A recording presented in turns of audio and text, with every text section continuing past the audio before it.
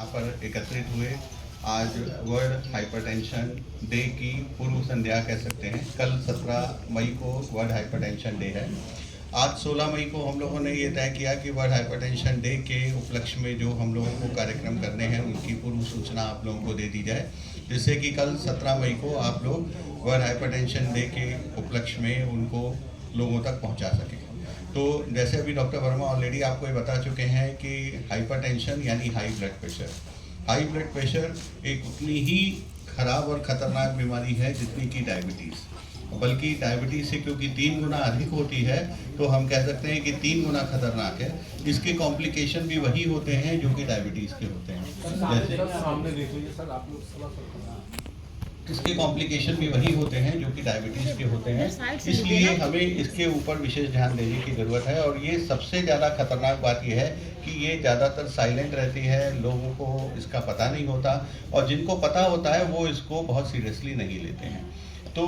सबसे पहली चीज़ उसके लिए ये होती है कि हमें पता चले कि हमारा ब्लड प्रेशर है कितना, जिसके लिए हम लोगों ने ये ड्राइव शुरू करी है जिसको हम मे मेजरमेंट मंथ कहते हैं। मे मेजरमेंट मंथ यानी मई का महीना जिसमें कि वर्ल्ड हाइपरटेंशन डे आता है। मेजरमेंट यानी ब्लड प्रेशर किया जाएगा। पूरे महीने तक ब्लड प्रेशर लोगों का नापा जाता है, उन लोगों का जो कि स्वस्थ हैं, उन लोगों का नहीं जो बीमार है। बीमार लोग तो अपना ब्लड प्रेशर नपवाते ही हैं डॉक्टर के पास जाकर के, पर जो स्वस्थ हैं उनका हम ब्लड प्रेशर नापते हैं और उनको ये बताते हैं कि आपका ब्लड प्रेशर कितना है, आपको लाइफस्टाइल मॉडिफिकेशन की ज़रूरत है या नहीं है, और या आपको दवा खाने की ज़रूरत है, या कुछ नहीं तो आपको मॉनिटर करने की ज़रूरत है। एक रीडिंग से हम ये तय नहीं कर सकते कि हमें दवा की ज़रूरत है कि नहीं, जैसे भी डॉक्टर वर्मा ने बताया, लेकिन एक रीडिंग हमें ये ज़रूर बता सकती है कि हमें इस ब्लड प्रेशर को कुछ दिनों तक मॉनिटर करके इस नतीजे पे पहुंचना ज़रूरी है कि हमारे को ब्लड प्रेशर की बीमारी है या नहीं है। और यदि ब्लड प्रेशर की बीमारी है तो उसके उपाय जैसा कि आपका डॉक्टर बताया उस हिसाब से करने की ज़रूरत है। अगर आमतौर से हम लोग कहते हैं अगर ग्रेड 2 में अगर आपका ब्लड प्रेशर है यानी 160 के ऊपर अगर ब्लड प्रेशर पहुंच गया और 100 और नीचे वाला यानी डायस्टोलिक ब्लड प्रेशर आपका 95 या 100 के ऊपर है, तो आपको ये चेक करने की ज़रूरत नहीं है कि आपका ब्लड प्रेशर कंटिन्यूसली बढ़ा है कि नहीं। आपको दवाई और लाइफस्टाइल मॉडिफिकेशन दोनों एक साथ शुरू करना है, यानी टहलना भी शुरू करना है, परहेज़ भी शुरू करना है, नमक का परहेज़ भी शुरू करना है, और साथ में दवाई भी शुरू करनी है। लेकिन अगर ये 140 और 160 के बीच में है और नीचे वाला 90 और 100 के बीच में है तो हम लोग उसको थोड़ा सा बेनिफिट ऑफ डाउट देते हैं। ये कहते हैं कि आप 7 दिन तक अपना ब्लड प्रेशर लगातार मेजर करिए, और अगर ये कंटिन्यूसली ये बढ़ा हुआ मिलता है तो अपनी दवाई शुरू करिए, अन्यथा लाइफस्टाइल मॉडिफिकेशन तो निश्चित रूप से शुरू कर देना चाहिए, जिससे कि ये कैसे भी करके 130 और 80 के नीचे आ सके। एक समय था कि 2-4 साल पहले जबकि हम लोग ये कहते थे कि ब्लड प्रेशर का कट ऑफ 140 और 90 होना चाहिए, यानी 140 सिस्टोलिक और 90 डायस्टोलिक के ऊपर अगर है तो दवा शुरू करने की ज़रूरत है, और उसे हम हाइपरटेंशन मानते हैं। आज international society of hypertension as well as जितनी भी वर्ल्ड ऑर्गेनाइजेशन है including Indian society of hypertension, इन लोगों का मत ये है कि 130-80 के ऊपर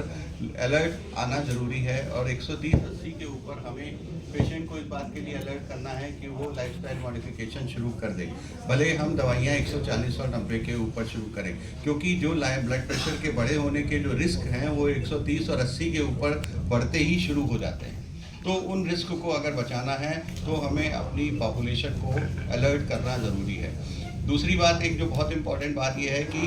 ब्लड प्रेशर का बढ़ना एक उम्र के साथ बढ़ने वाली बीमारी है, और पहले यही समझा जाता था, क्योंकि 50 साल के ऊपर जब इंसान जाता था तो उसकी धमनियाँ सख्त हो जाती थी, उनकी दीवारें सख्त हो जाती थी, जिसकी वजह से ब्लड उसमें फ्री फ्लो नहीं करता था, उसका प्रेशर बढ़ जाता था, या उसमें फ्लो कराने के लिए ताकत हार्ट को ज़्यादा लगानी पड़ती थी। आज परिस्थिति ये है कि हमारे 16-17 साल के 20 साल के 25 साल के बच्चों में भी ब्लड प्रेशर बढ़ा हुआ मिल रहा है। तो क्या ये स्टिफनेस पहले आना शुरू हो गई है? कुछ हद तक ये बात सही है कि वो स्टिफनेस जो 50 साल के बाद आती थी, तमाम सारी बीमारियां जैसे डायबिटीज़, ओबेसिटी, इंसुलिन रेसिस्टेंस, ये जो बढ़ रहा है उसके वजह से वो 50 साल के पहले ही आना शुरू हो जाती है। दूसरी बात ये है कि जो हमारे आजकल के बच्चों में जो स्ट्रेस लेवल बढ़ रहा है, उनकी जो लाइफ उन्होंने 12 घंटे के बजाय 24 घंटे की कर ली है, यानी 24 hours they remain on working, तो वो एक चीज़ें हैं जो कि उनके ब्लड प्रेशर को कंटिन्यूसली बढ़ा के रखती है। और यदि हम इनको कंट्रोल नहीं करेंगे तो आने वाले समय में हमें अपनी एक बड़ी पॉपुलेशन को एक बड़ी बड़ी मेटाबॉलिक बीमारियों से फेस करते हुए देखना पड़ेगा और हम लोग उस स्थिति में शायद उसमें प्रिवेंशन की गुंजाइश नहीं होगी। आज प्रिवेंशन की गुंजाइश है। नेक्स्ट जनरेशन, हमारे देश में 70% जनता 40 साल से कम की है, यानी हमारा देश युवाओं का देश इसीलिए कहा जाता है कि 40 साल से कम की 70% पॉपुलेशन 40 साल से कम उम्र की है। तो ऐसी स्थिति में अगर हम कहते हैं 35% लोग ब्लड प्रेशर की बीमारी से पीड़ित हैं, तो निश्चित रूप से एक बड़ा संख्या